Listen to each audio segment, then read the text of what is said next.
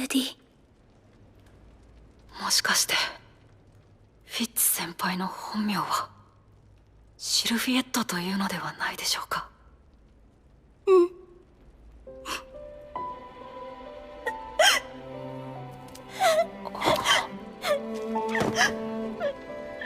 Boys and girls, here we go. Thank God. Am I right? I think if they had dragged this on any longer, like, whoo, I think that would have been just crazy.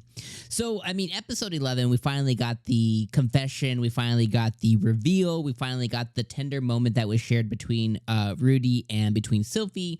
And we finally got her to confess, like, her real feelings as well, too, with basically saying, never leave me again. Like, damn, girl, like, she went from, like, yeah, it's me, Sylphie from Buena Village, to, like, never leave me again, Rudy. Like, we got all the emotions in that one statement. But here, before we really talk about the moment that they shared, I want to talk about the episode. And one of the things that I do realize as I'm watching this is this moment, this reveal, this confession, this build up and everything. I do understand that when reading like the light novel, you know, and when you're reading this thing, I think that this would have been much more impactful from a reader's perspective. You know, as I'm watching this, like even like this reveal moment where it's like, well, how do you convey like a moment of surprise for like Rudy? How do you convey a moment of surprise for the viewers, as basically since the moment that Sylphie was shown back in season 1, right? Like when she's standing at the scaffold when Eris's granddad was getting, you know, beheaded, right? And that was like the first time that we're able to see Princess Arya and we're able to see Fitz. Like from that moment, I was like, that's Sylphie. That's Sylphie with white hair. Like period, the end. That's Sylphie, right? We don't know how she got white hair. We don't know why she's there, but that's Sylphie. Like 1,000,000%. That's Sylphie. There's no hiding it. So basically, from that moment, as a viewer of the anime till now, we're like, duh, it's Sylphie. Why don't you know that, bro? Oh, she got on it, some sunglasses. And then, you know, it took basically all of, you know, it took this whole moment of them sharing this moment with each other. Again, really good moment and everything, right? He undresses her. He basically, they recreate the same moment that Rudy did in, you know, a less forceful way, you know, more caring and mature way of doing it. But he, you know, he shares the same moment as he did when he was 5, when he was doing the same action as Sylphie with the blushing ears and the view that he got once again. Also, Sylphie, our girl, got cakes, and all of that. And I get that the writer here, you know, Magonote or whatever the hell his name is, was really going for this like repeat of actions that he did. Probably thinking like, yo, this is so. He probably thought like, gold. He's probably writing with a gold pen, masterpiece. Like, oh, they never gonna get it. We're gonna do it one more time again. Bah, bah, bah. You know, thinking like this was something that he did here, something accomplishment. But really, it was just like a rehash of like, yeah, a little bit too much on the nose, buddy. But you know, it took all of that moment, all of that build up and everything, and then you know, he finally removes the glasses. And he's like, "Is your name Sylphiette?" And she's like, "Yes, it is, Rudy. Under these glasses, under these Osiris's, under these Ray-Bans, it's been me the whole time." It's like, bro, come on. Like, how could you, like, do glasses really change? Like, you know, I think anybody in this day and age, when they saw Superman and Clark Kent, they'd be like, I think that's, you know, this guy's 6'7", 280, buff as F, but he got glasses, so I don't know. You know, it's like, I don't think we can really pull that off. It just doesn't work in the real world, you know, and any kind of thing is trying to convey reality. Anyways, I'm gonna take 2 steps back.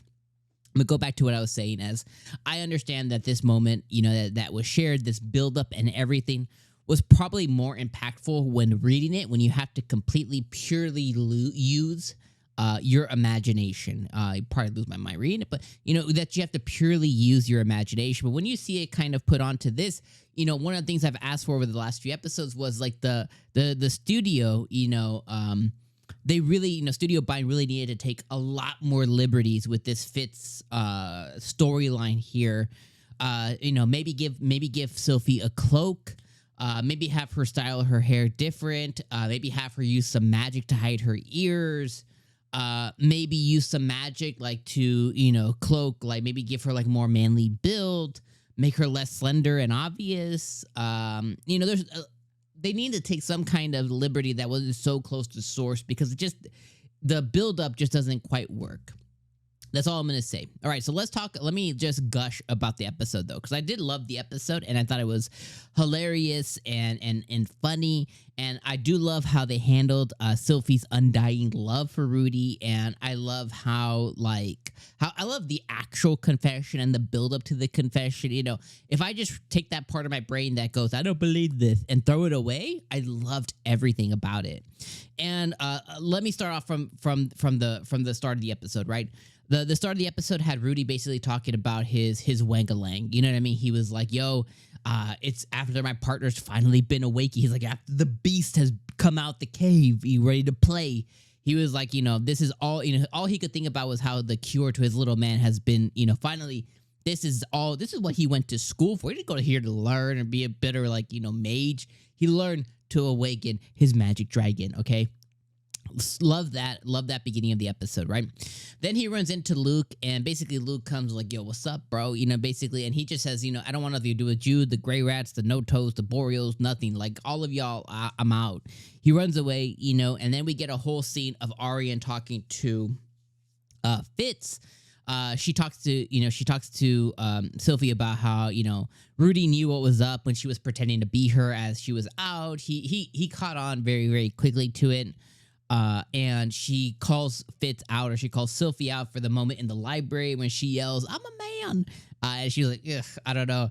And then she basically like scolds her for like, yo, it's been 6 months. I'm tired of this. I'm tired of this back and forth. Like, yo, she even puts down in her name. She's like, in the name of Princess Arya, if you don't go confess to boy, I'm going to put a royal decree. You can never talk to him anymore. She's like, yo, this is like, go make it happen. Right. So again, I thought that was fucking, oh my gosh, so good. And then she asked Sylphie, like, okay, what do you imagine, right? Between you and Rudy, what do you imagine? And Sylphie's like, yo, I imagine him like, you know, bed, undressing, how many babies you want to put up in me.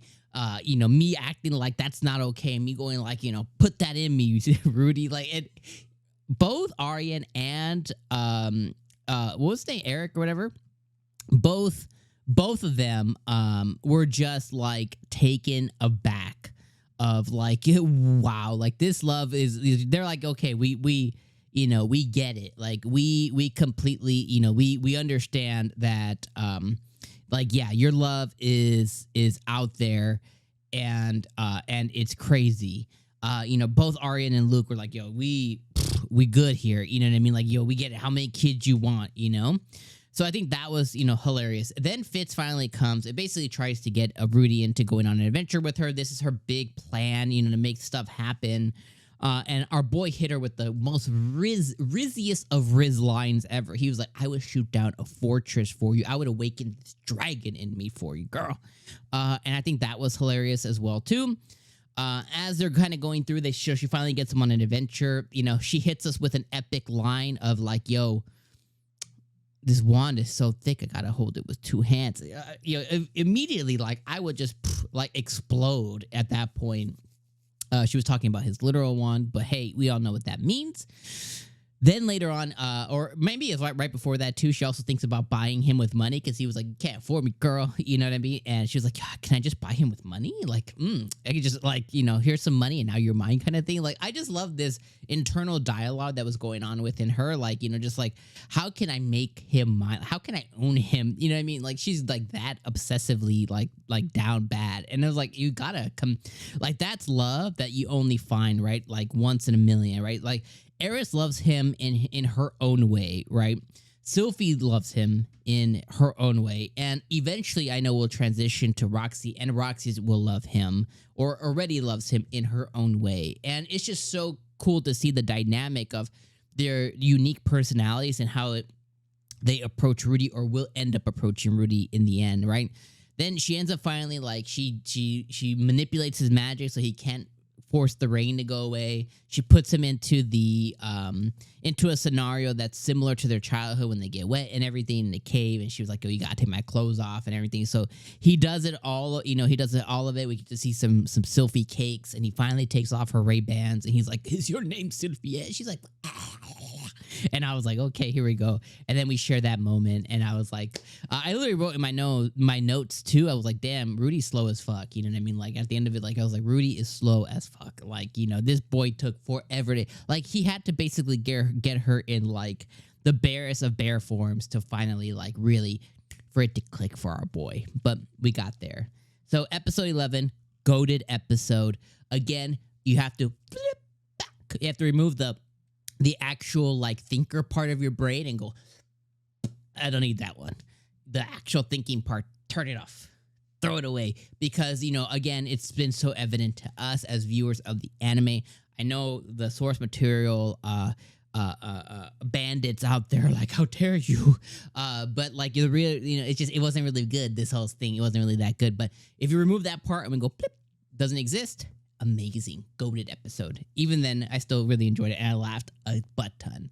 All right, my fam, I'm gonna leave you guys in those thoughts there. Let me know your thoughts in the comments below, and I'm hoping that Rudy cures his magic dragon and begins inputting his seeds. All right, I hope that's what we get started off with next episode. All right, peace out, my friends. See you all next week.